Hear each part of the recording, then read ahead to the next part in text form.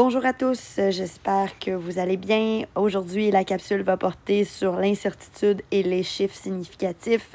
À vrai dire, ce sont des notions très abstraites, très exigeantes et surtout qui varient d'un cégep à l'autre. Donc, pour moi, c'est difficile d'établir des balises qui seront respectées.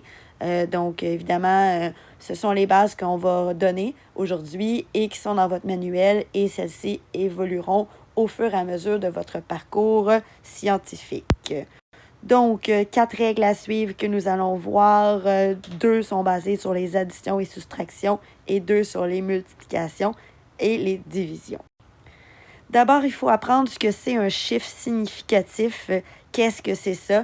À vrai dire, tu as peut-être déjà parcouru une distance, par exemple, en voiture, et puis ton GPS te disait que pour te rendre du point A au point B, c'était à 40 km de ta maison. Mais ton GPS t'a fourni un arrondissement d'une valeur, c'est-à-dire qu'il t'a dit que c'était à peu près 40 km. Il t'a pas dit que c'était 40,27543 km. C'est très inutile parce que tu n'as pas besoin de cette précision-là pour te rendre à destination. C'est pour te donner un aperçu du temps et la distance, bien évidemment, pour t'y rendre. Donc, en fonction de l'appareil que tu vas utiliser, certains vont utiliser plus ou moins de chiffres significatifs pour transmettre une information. Donc, un chiffre significatif, c'est vraiment la pertinence d'une donnée, donc à quel point celle-ci doit être précise par rapport à un contexte donné. Donc, comment on fait pour retrouver le nombre de chiffres significatifs? C'est très simple. On compte le nombre de chiffres, donc ça, de 1 jusqu'à 9.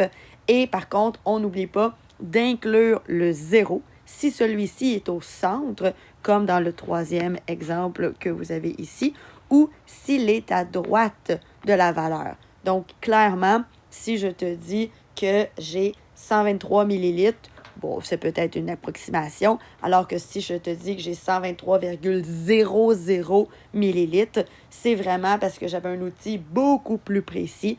Donc, j'ai des chiffres qui sont beaucoup plus significatifs, c'est-à-dire beaucoup plus précis dans ma valeur. Donc, on fait vraiment attention de ne pas tomber dans les pièges. Tous les zéros qui sont à gauche de la valeur ne sont pas considérés comme des chiffres significatifs parce qu'on pourrait transformer notre valeur en notation scientifique, ce qui donnerait 1,234 fois 10 à la moins 2.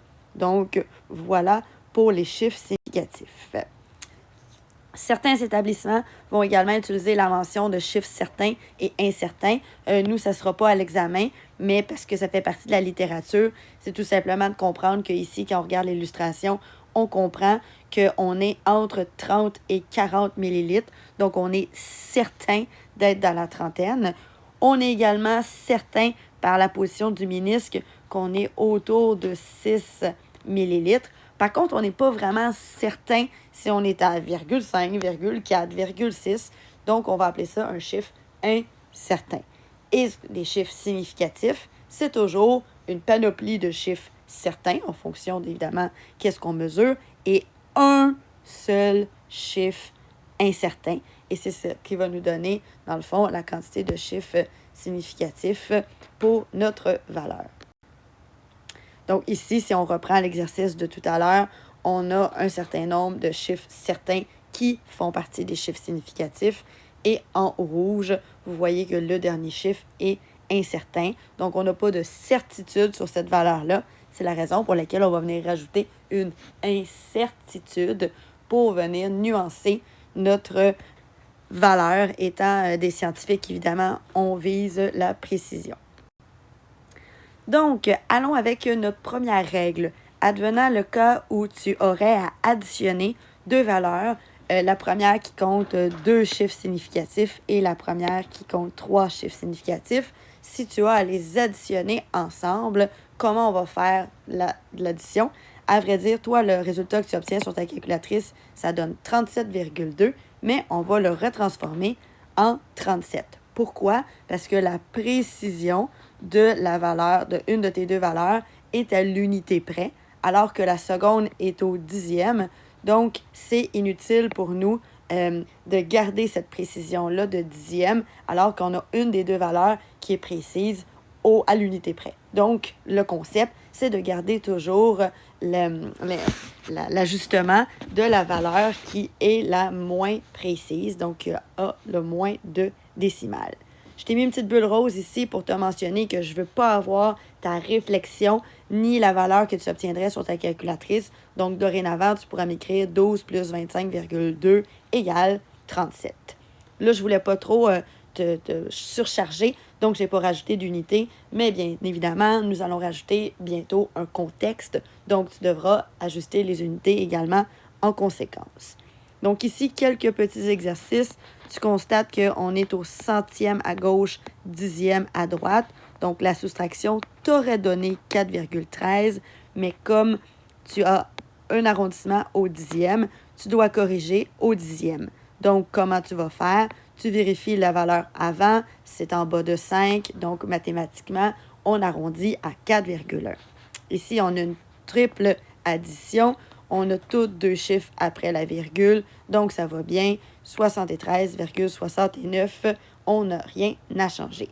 Ici, on a une précision à l'unité et ici au dixième. Donc, malgré que ça nous donne 104,5, on doit avoir une précision à l'unité, ce qui fait qu'on va arrondir à 105. Si par contre, on a une multiplication, la règle change, c'est différent, pas nécessairement plus compliqué, mais différent.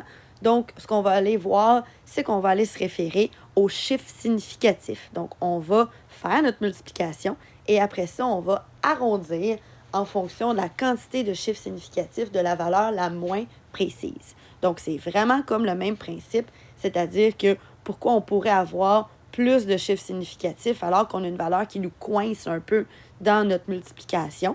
Fait que ce qu'on va faire, c'est qu'on va aller regarder la quantité de chiffres significatifs. Par exemple, ici, on a 12, on en a 2. Ici, 25,2, on a 3 chiffres significatifs, ce qui fait qu'on devrait garder 2 chiffres parce qu'on a une précision de 2 chiffres significatifs. Donc, sur notre calculatrice, ça nous donne 0,47619. Je n'ai pas le choix de garder 2 chiffres significatifs. Je te rappelle que le 0 n'est pas un chiffre significatif parce qu'il est à gauche. Donc, si je veux avoir 2 chiffres significatifs, j'aurais tendance à garder le 47, mais je vais faire la validation. La valeur qui suit le 7 est un 6, donc je dois arrondir vers le haut. 25,24 fois 36,4 divisé par 12,00. Le nombre de chiffres significatifs, j'en ai 4, 3 et 4, parce que les doubles zéros ici comptent dans mon chiffre significatif. Fait que c'est ma valeur de 36,4 qui a le moins de chiffres significatifs. Donc, malgré un résultat de 76,561, je dois avoir 3 chiffres significatifs. Donc, je vais garder le 7, le 6 et théoriquement le 5. Mais après validation, le chiffre qui suit, c'est un 6. Donc, je devrais monter à 76,6. Donc, c'est comme ça qu'on fait le tout. Donc, si on continue, 0,482, c'est 3 chiffres significatifs parce que celui-ci ne compte pas. Divisé encore une fois par 3 chiffres significatifs, ça nous donne le magnifique chiffre 2 qu'on aime tant, qui est si rassurant. Mais nouveauté, tu ne pourras plus écrire 2. Comme il y a 3 chiffres significatifs, tu devras rajouter 2,00. Oui, les zéros comptent lorsqu'ils sont à droite, donc tu dois les rajouter. Et finalement, autre piège classique, 100 fois 4,8 donne évidemment 480. Par contre, on a 2 chiffres significatifs par rapport à 3. Donc, vu qu'on a 2 chiffres significatifs, on ne peut pas écrire 480 parce qu'il en contient 3. Donc, surprise, surprise, nous devons utiliser la notation scientifique, ce qui donnerait 4,8 fois 10 à la 2. Donc, bel et bien, 2 chiffres significatifs et fois 10 à la 2. Un petit rappel sur les incertitudes absolues. Donc, je te rappelle que si c'est un instrument gradué, tu vas prendre la demi de la plus petite graduation lue. Et si c'est une règle, donc fais attention parce que tu as une lecture au début et à la fin. Même chose pour le manomètre. tu as une lecture au début du liquide et à la toute fin. Donc, tu as deux incertitudes. Donc, on va voir dans un instant qu'il faut les additionner. Pour les instruments numériques, tu es rendu à un as de la chose.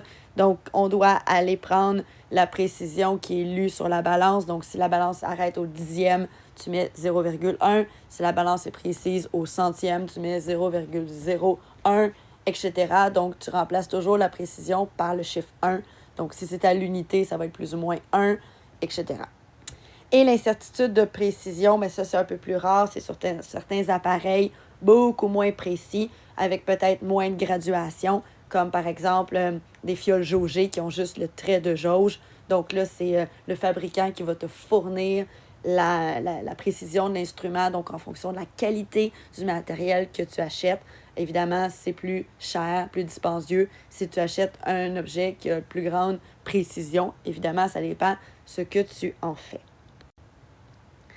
Alors, on arrive à notre règle 3 sur 4, on ne lâche pas. Donc, qu'est-ce qu'il va falloir faire lorsqu'on va additionner et soustraire? Là, tu te dis, ah, mais on en a déjà fait. Non, mais cette règle-ci, elle est s'il y a des incertitudes également.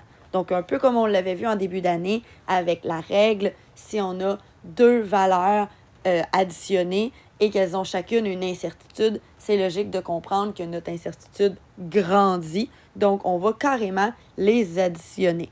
Et même si tu le vois dans la règle, même s'il faut soustraire une valeur par rapport à l'autre, on additionne les incertitudes parce que l'imprécision augmente proportionnellement.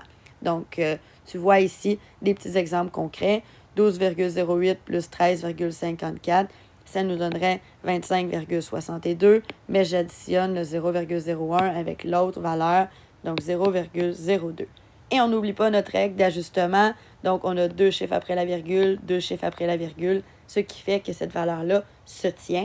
Je porte également ton attention sur le fait que j'ai mis des parenthèses pour ne pas alourdir la lecture. Donc, je n'ai pas besoin d'écrire 25,62 grammes plus ou moins 0,02 grammes. Ça alourdit le tout.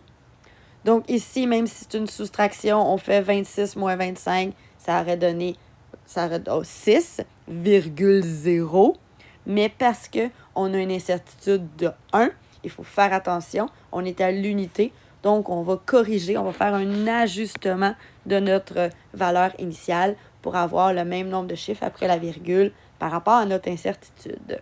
Même chose ici, donc la lecture par rapport au manomètre, on obtient une valeur à décimale de 494,5, mais parce que la valeur, on a additionné les incertitudes, donc on doit avoir aussi une précision à l'unité, ce qui fait que comme on était à 0,5, on balancera du côté de 495.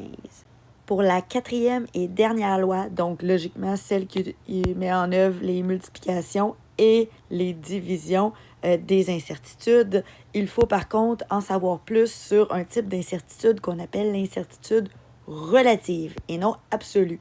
Je t'invite donc à écouter la capsule qui concerne cette incertitude pour comprendre de quoi il s'agit. Mais en gros, la règle 4 stipule que quand on fait des multiplications ou des divisions, il faut additionner les incertitudes relatives et non les incertitudes absolues. Voilà, je te souhaite une excellente journée.